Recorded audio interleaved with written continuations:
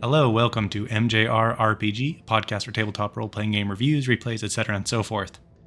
This is a review for What's in the Cellar, the second of 3 scenarios in Chaosium's Gateways to Terror book.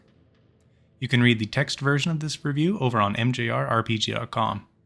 The first part of this review is safe for players with minimal spoilers. Midway through, it'll become more in-depth for keepers, so players will be chased off. In short, What's in the Cellar has much of the elements of a great traditional Call of Cthulhu scenario crammed into a very concise package. I would very well recommend it for introducing new players to Call of Cthulhu in a tight schedule. It comprises 24 pages, including art, handouts, and character sheets, with the main scenario text filling about 15 pages. Along with its companions, the Necropolis and the Dead Border, What's in the Cellar is made for new players and keepers, with plenty of advice and descriptions for the keeper, so it can be run more or less out of the box without requiring much preparation or improvisation. And along with its sibling scenarios, it comes with a timeline to help keep the scenario runtime within an hour. I usually give it more time to breathe, but still have never gone over an hour and a half. It comes with some nice handouts to give players a taste of what meatier Call of Cthulhu scenarios have in store for them, as well as a simple map and some insert art that varies from beautiful. The full-page illustration is among my favorite in the book. To page padding. I'm looking at you, Washington County Roadmap. The pre-gen investigators have good backstories to bite into, and are tied directly into the scenario, making for easy roleplay material. While not as pulpy and colorful as the pre-gens in the Necropolis, these 4 feel very much like traditional Call of Cthulhu investigators, and having a direct reason to be involved in the scenario's proceedings helps new players get into the swing of playing a character.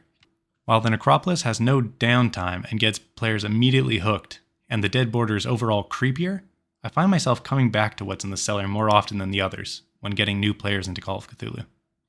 With an office briefing introduction, trying to prove someone's innocence, uncovering a dark family past, and rooting around in a dark, spooky basement, What's in the Cellar is the closest it can get to feeling like a full-bodied classic Call of Cthulhu scenario, while still clocking in at an hour runtime. The trade-off is that while it is one of the best short scenarios out there for introducing new players, may be less well suited to more experienced players when compared to its sibling scenarios. Of all the groups I ran it for, including the more veteran ones, had good times with it. From here on out are many spoilers. If you're a player, please go away. After a read-through of the scenario, you should be good to run it without much extra preparation, though there are a few points that might be worth tweaking. I'll explain them in more detail later, but they are 1. Closing the damn door, and 2. Hiding the ring. The scenario opens in an office where a lawyer briefs the party on the scenario's objectives and gives the players a chance to introduce their investigators. It also allows chatting with an NPC, something the other Gateways to Terror scenarios don't have much of. One of the investigator's cousins is accused of murdering his wife, and he summoned the investigators to clear his name. They'll need to go to his cabin to find proof he didn't do the dark deed. This is all well and good, though it's done through 6 paragraphs of read-out-loud text. One portion is supposed to be a recording from the cousin, so this could be spruced up by making an actual recording and editing it to sound old-timey. But it is still way too much narration. The scenario text has the players introduce their investigators after the marathon, but I split it up by having the lawyer greet them and ask for introductions first, as well as allowing time for the players to add their thoughts or reactions after the recording and before moving on. My groups are also all suspicious little buggers and took some convincing to get away from the lawyer, with successful psychology tests all but directly telling them the lawyer is fine, now hurry up and move on. Time then skips ahead to the cabin, then awkwardly time skips again to the cellar after telling your players there's nothing of interest in the cabin.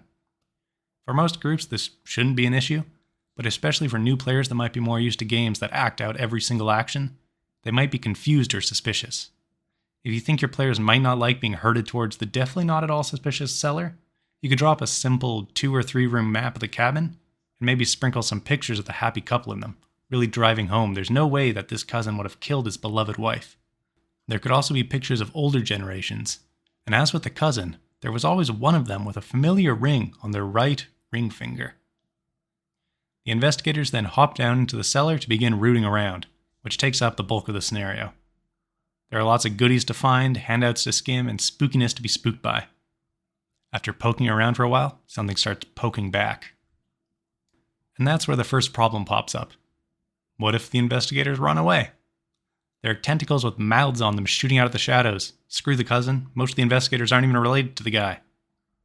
At least one player in every group I ran for immediately ran for the ladder out of the cellar once weird things started happening.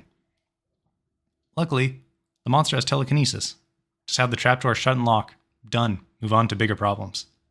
And if any stubborn players refuse to go into the cellar, even after they've sat back and done nothing for 15 minutes while the others investigate, then have something give them a little push, sending them toppling over into the cellar and taking a nice 1d3 of damage for their trouble, then slam the door shut. The monster itself is pretty nasty. It is a sizable pool of hit points, 3 points of armor that also halves impaling weapon damage. Does that mean any damage from a weapon that can impale, or only half damage on impaling hits? I assume the former, but who knows. A good pocket of MP to teleport and telekinetically toss items around with, and 2 attacks per round that make up for it not having an overall great fighting skill. It also has a wonderful fighting ability that tears the limbs and heads off a victim, but unfortunately the attack is nearly impossible, as it needs 5 successful maneuvers to grab onto the target's limbs and head, which would take a minimum of 3 turns assuming none of the grabs are broken out of. I've tried it every time I've run the scenario, but never managed yet. Someday I'll rip apart a player. Someday. The second issue that may occur in the scenario is unfortunately a bit harder to deal with than just closing a damn door. Once one of the 2 blood relatives of the cousin find and hold the ring, they can banish the monster on their turn without any roll required. If the investigators find the ring after a bloody and desperate scrap with the creature, then it's no trouble. But it's not at all that difficult to actually find the ring, just a successful luck roll if the investigators dig through the shell and bone-covered floor. An insightful player could try digging right away, or if you follow the scenario text directly, an intelligence test lets anyone know that the floor is deeper than expected, another big hint to start digging. And with 3d6 times 5 luck for a 1-hour scenario, it's very likely someone will succeed that roll sooner than later. I tried a few different ways of running it. Once as written, and luckily they didn't start digging until the creature started attacking. Another time I changed the luck roll to an extreme spot hidden roll, though that keyed them in quickly that they needed to make that roll. A failed push roll was fun, but then they just dumped all their luck to find the ring. The last time though, I knew the group would know right away to start digging, so I reduced the luck to 3d6 times 3. That worked alright, as they failed a few times, giving the creature a bit of time to annoy them before being banished. If I rerun the scenario, I'll go with reduced luck again. It's a short scenario anyways, and the monster stats aren't all that high, so high luck makes things easier in a few too many ways. Indeed, in one run that featured a bit too much booze on the table, the players didn't figure out they needed the ring and just brute forced the monster. All but one investigator was incapacitated or killed, and the last one, armed with a baseball bat, came through thanks to a series of godly rolls. An extremely fun ending, the one only made possible by the drunken players, and Kiefer, forgetting luck spending was even a thing. If they'd all burned luck to dodge and get extreme hits, the monster would have been shredded in a couple rounds. While the Necropolis and the Dead Border may be overall better scenarios with smoother pacing and less speed bumps to work out, What's in the Cellar is my favorite of the 3. I love the cliched opening scene with the lawyer and their courting.